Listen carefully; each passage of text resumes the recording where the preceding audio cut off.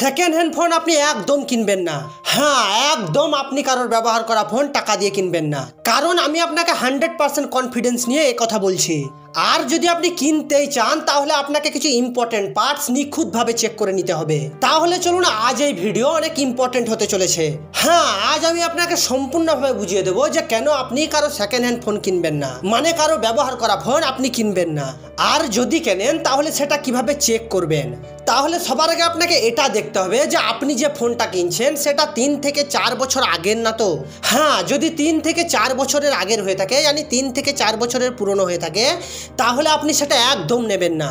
এর কারণ হচ্ছে যে আপনি কিছুটা পিছিয়ে যান। আর 3 থেকে 4 বছর আগের কথা ভাবুন, যে 3 থেকে 4 বছর আগে ফেসবুক এবং হোয়াটসঅ্যাপের সাইজ কত ছিল। তাহলে আপনি 3 থেকে 4 বছর আগে হোয়াটসঅ্যাপ এবং ফেসবুকের মতো অ্যাপ্লিকেশনের সাইজ দেখেন, তাহলে সাইজ ছিল 50 থেকে 60 MB।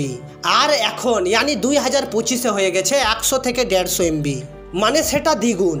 আর এই সব কথা মাথায় না রেখে আপনি যদি 3 থেকে 4 বছর আগেকার পুরনো ফোন কেনেন, তাহলে বিশ্বাস করুন ফোন এমনভাবে স্লো করবে যে ফোন ইউজ করতে হলে আপনাকে কান্না করতে হবে। হ্যাঁ, ফোন এমনভাবে হ্যাং করবে যে আপনাকে কান্না করতে হবে।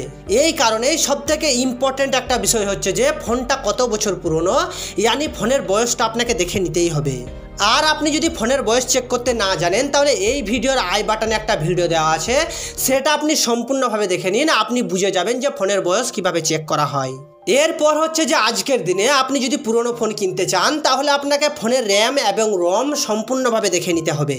যদি ওই পুরনো ফোনটার র্যাম 6 জিবির নিচে থাকে, তাহলে ফোনটা আপনি একদম নেবেন না। যদি ওই ফোনটা র্যাম হয়ে থাকে 4 জিবি অথবা 2 জিবি, তাহলে আপনি ফোনটা একদম নেবেন না। কারণ আপনি যদি এই ভিডিওটা দেখছেন, তাহলে আপনাকে সঠিক সিদ্ধান্ত দেওয়াটা আমার কাজ। কারণ আপনি জানেন কিনা জানি না, আজকের দিনে 2 জিবি অথবা 4 জিবি র্যামওয়ালা ফোন চলবে না। আর যদি আপনি ভুলবশত ওই ফোনটা কিনে নেন, তাহলে আপনাকে ফোনটা নিয়ে কান্না করতে হবে। এরপর আসি যে সেকেন্ড হ্যান্ড ফোন, মানে পুরনো ফোন কখনো আপনি অনলাইনে কিনবেন না। কারণ আপনি যে মানুষটাকে চেনেন না, জানেন না, তাকে আপনি কিভাবে বিশ্বাস করবেন। হ্যাঁ, সে যদি আপনাকে চুরির ফোন বিক্রি করে দেয়, হ্যাঁ, মোবাইলের বক্স, মোবাইলের পেপার আজকাল আপনি বাজারে টাকা দিয়ে পেয়ে যাবেন। আর আপনাকে বলে রাখি, আপনি ভুল করে ওই ফোনটার IMEI নাম্বার চেক করতে যাবেন না। কারণ আপনি যদি দামি অথবা লোভনীয় ফোন কেনেন, তাহলে সেগুলো 80% চুরিরই হয়ে থাকে। সেগুলোকে চুরি করে বিক্রি করা হয়। আপনি টেস্ট করে তো IMEI নাম্বার ক্লিন দেখতে পাবেন, কিন্তু আপনি এটা জানেন তো যে এই ইন্টারনেট আজকের দিনে আপনাকে সবকিছু সঠিক বলে না। এই কারণে ভুল করে আপনি অনলাইন থেকে সেকেন্ড হ্যান্ড ফোন একদম নেবেন না। সেই ক্ষেত্রে আপনার যদি সেকেন্ড হ্যান্ড ফোন কিনতে ইচ্ছা হয়, তাহলে আপনি সেকেন্ড হ্যান্ড ফোন তার থেকে নেবেন যাকে আপনি চেনেন, যাকে আপনি জানেন যে তার ফোনটা কত বছর ব্যবহার করা হয়েছে এবং ফোনটা কেমন। কখনো কখনো এমন হয় যে কিছু মানুষ থাকে যারা নতুন নতুন ফোন কেনে এবং বিক্রি করে দেয়। আপনার ইচ্ছা হলে আপনি তাদের থেকে ফোন কিনবেন।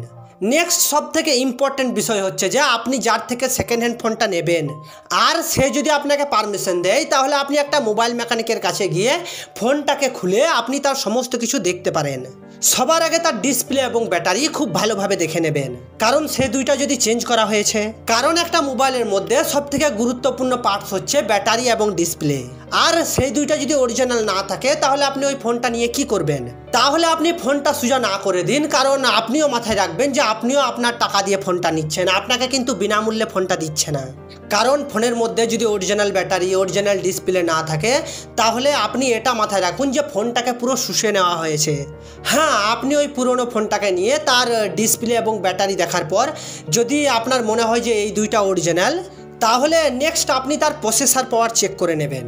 হ্যাঁ, প্রসেসরের পাওয়ার দেখা বিশাল কিছু ব্যাপার না, আপনি ইজিলি দেখতে পারবেন।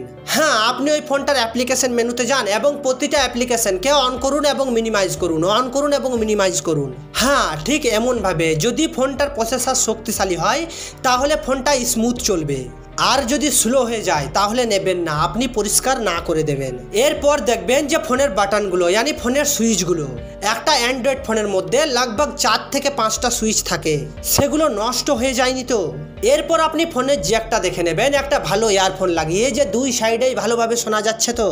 এরপর আপনি ওই ফোনটার ক্যামেরাও দেখে নেবেন। হ্যাঁ, 15 থেকে 20 মিনিট ভিডিও রেকর্ডিং করার পর যদি দেখেন যে ডিসপ্লে লাইট কাঁপছে, তাহলে আপনি বুঝে নেবেন যে ওই ফোনটার ব্যাটারি, ডিসপ্লে এবং বোর্ডেরও প্রবলেম আছে।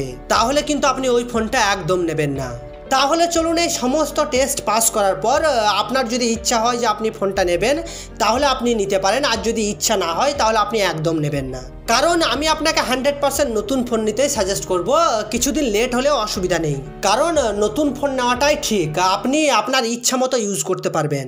তাহলে চলুন আজ এইটুকুই, দেখা হচ্ছে পরের ভিডিওতে। আর আপনি যদি এই চ্যানেলে নতুন হয়ে থাকেন তো আপনার কাছে একটা রিকোয়েস্ট করছি, আপনি প্লিজ এই চ্যানেলটা সাবস্ক্রাইব করে যাবেন।